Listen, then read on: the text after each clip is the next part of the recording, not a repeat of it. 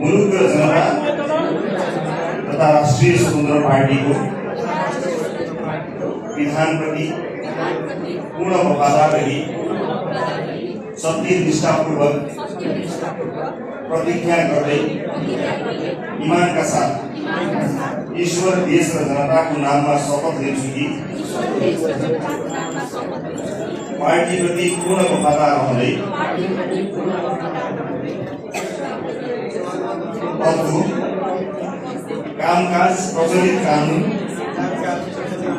र पार्टीको विधानको अधीनमा रही मुलुक र जनताको भलो चिताई कसैको डर नमानी पक्षपात नगरी पूर्वाग्रह वा खराब भावना नलिई पदीय गोपनीयता कायम राखी